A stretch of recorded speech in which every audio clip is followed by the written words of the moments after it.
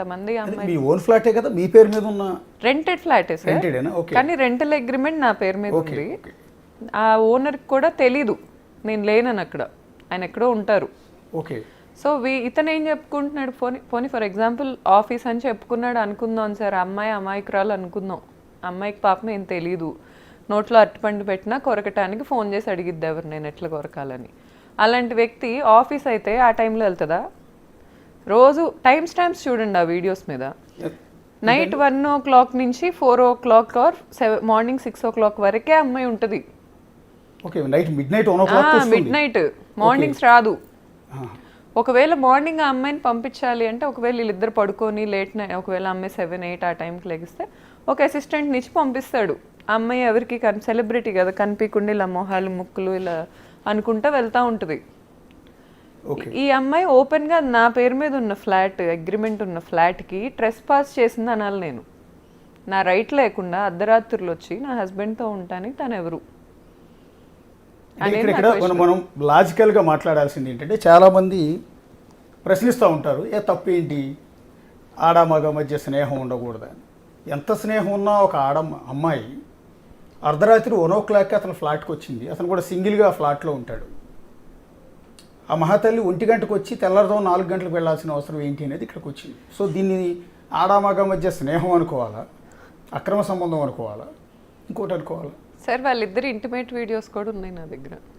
కానీ నేను ఒక సంస్కారవంతమైన కుటుంబం నుంచి వచ్చాను, ఒక ఆడపిల్ల పెట్టడం నాకు ఇష్టం లేదు. ఇప్పుడు దాకా ఇవి కూడా నా దగ్గర లేవన్నారు సార్. ఇతనికి ఒక టీం ఉంది, ఈ యాంటీ హిందూ యాంటీ నేషనల్ టీంని పట్టుకుంటాడు ఇతను. వాళ్ళు ఏంటంటారంటే, నాకు మెసేజ్ల్లో లేకపోతే ఫేక్ యూట్యూబర్స్కి డబ్బులు ఇచ్చి ఏం మాట్లాడిస్తారంటే, నా దగ్గర ఎవిడెన్స్లు లేవంట. అతని తలకొరువు అతనే పెట్టుకుంటున్నట్టు నా దగ్గర ఉన్నాయి, నేను వదలట్లా. ఎందుకంటే అతని మీద ఒకప్పుడు ఉన్న ప్రేమ మీద రెస్పెక్ట్ అనుకోండి, లేకపోతే ఆ అమ్మాయి కూడా ఒక కుటుంబానికి చెందిన ఆడది కదా, ఎందుకు చేయటం అనే పాయింట్లో నేను వదలట్లా. కానీ వీళ్ళకి ఆగదు అది.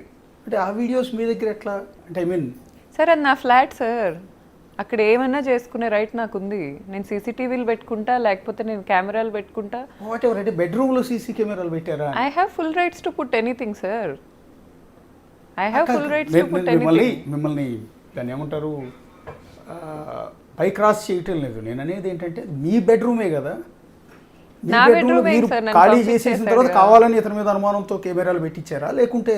సార్ యాక్చువల్గా నన్ను అతను January 9th, 12th నేను ఆ ఫ్లాట్లోంచి బయటకు వచ్చేసా. ఓకే.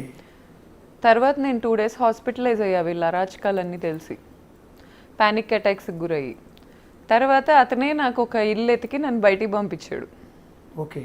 ఆ ఇల్లు అతనే ఎతికి పెట్టాడు, పంపించాడు. కానీ నేను వెళ్ళిపోయాక నాకు విడాకులు ఇవ్వట్లా. మళ్ళీ కలిసి ఉంటాను అని వచ్చి చెప్తాడేమో అనే హోప్ ప్రతి ఆడదానికి ఉంటుంది. సో అసలు అతను ఏం చేస్తున్నాడో తెలుసుకోవాలి కదండి సార్, అది బయట పెట్టే ఉద్దేశం కాదు.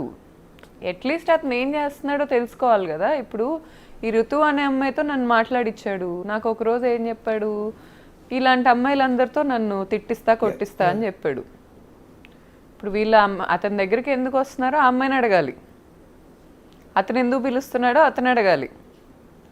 ఆ అమ్మాయి బాడీ లాంగ్వేజ్ మీరు చూస్తే, ఇప్పుడు ఇచ్చిన కొన్ని వీడియోస్లో అమ్మాయి తాగలేదంటే ఎవరు నమ్మరు. పసిపిల్లలకు కూడా అర్థమవుతుంది వాళ్ళు ఎంత డ్రంక్ ఉన్నారో. మార్నింగ్ 4 o'clockకి ప్లే అవుతున్న విజువల్, మార్నింగ్ 4 o'clock సండే 4:24 లిఫ్ట్లో బయటకు వెళ్తున్న వీడియో. ఆఫ్టర్ పార్టీస్ అంటారు వాటిని. పార్టీ అయిపోయాక ఆఫ్టర్ పార్టీ తెచ్చుకుంటున్నాడు అమ్మాయిని ఇంటికి. ఓకే. ఇప్పుడు ఆ అమ్మాయి అంత ఓపెన్గా, సేమ్ కమ్యూనిటీ మనిషిని నేను, అమ్మాయిది కోనాపాలెం అంటున్నారు, మరి నిజమో కాదో, మా ఊరు దగ్గర ఒక ఊరు. ఎంత కాదనుకున్నా నేను ఒక ఇన్ఫ్లుయెన్సర్ని, నాకు ఎప్పటి నుంచో హైదరాబాద్లో సర్టెన్ కాంటాక్ట్స్ ఉన్నాయి. నా ఇంటికే అమ్మాయి అలా వచ్చిందంటే ఎంతమంది ఇళ్ళకి వెళ్తుంది అనుకోవాలి నేను ఈరోజు? ఆశ్చర్యం ఏంటంటే